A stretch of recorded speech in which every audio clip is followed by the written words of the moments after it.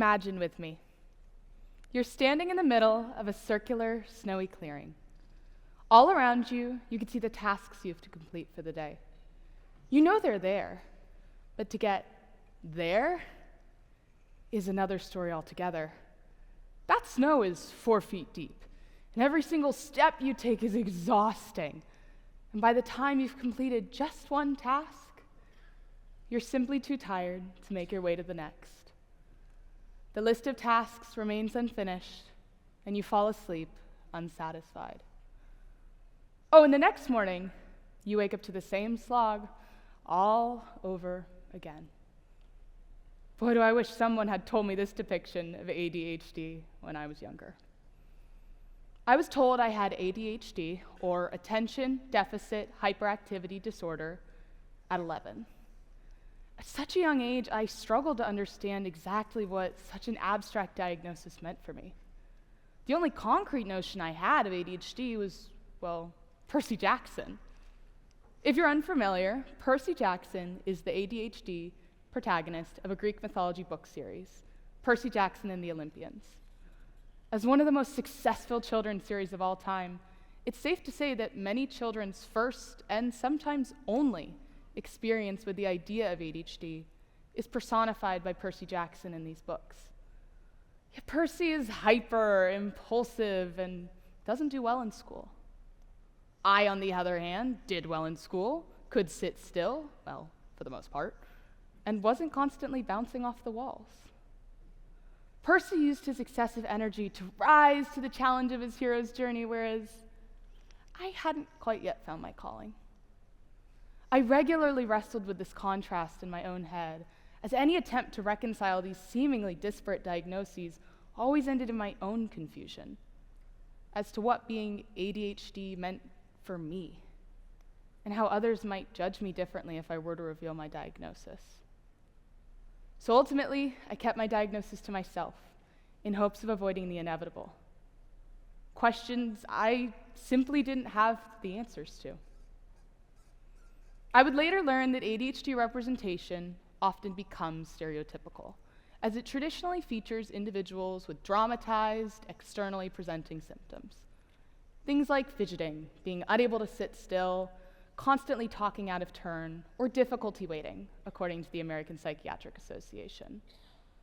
These sort of symptoms fall into a type of ADHD referred to as hyperactive or impulsive. Inattentive ADHD, on the other hand, manifests with more internal symptoms, such as a lack of attention to detail, forgetfulness, daydreaming, or difficulty with organization.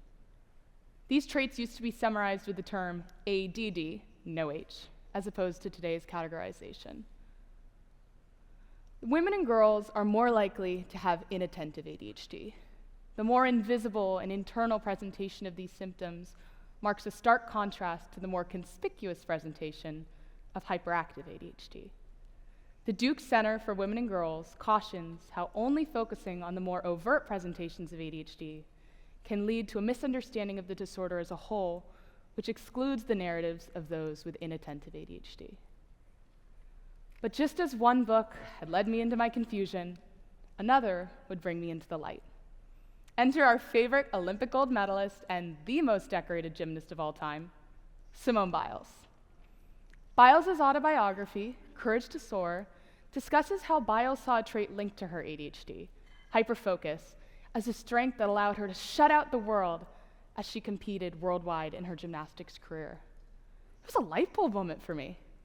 I hadn't heard of many women with ADHD, let alone such a successful powerhouse of a woman. And while our disciplines of application clearly differed, her depiction of hyperfocus allowed me to recognize how I, too, had unknowingly used this ability to read for hours straight or study with headphones in. Suddenly, being a strong, brilliant, capable woman and having ADHD were no longer incompatible. Maybe I wasn't Percy Jackson. Maybe I could be more like Simone Biles. Maybe I could own my ADHD after all. So for the first time, I began to speak openly about ADHD with my friends, my struggles, my strengths, as well as the knowledge that I had gained from my research following this discovery. Through these experiences, I learned that I am one of the lucky ones who has gotten a diagnosis. Even if it took me a while to believe it, I have papers that validate my symptoms and experiences and put a neat little set of initials on them that are easily Googled in times of crisis. Most women aren't so lucky. Women are significantly less likely to be flagged for ADHD testing than men, and it starts from a young age. According to Dr. Patricia Quinn and Dr. Sharon Weigel of the University of California, Irvine, when surveyed, 4 out of 10 teachers found it more difficult to identify young female students with ADHD when compared to their male peers. The same survey also found that young girls who struggled in class were more likely to repeat a grade as opposed to being tested for ADHD or a similar learning struggle. Doctors Quinn and Weigel concluded that the difference in the ADHD gender presentation between the young girls and boys allowed these young girls to slip through the cracks, leaving them struggling without the reprieve of a diagnosis or aid. From a practical standpoint, it's incredibly beneficial to diagnose a primary medical concern and treat symptoms accordingly and accurately, rather than playing whack-a-mole with symptoms in hopes of getting to the heart of a problem. But there's also a major self-worth component.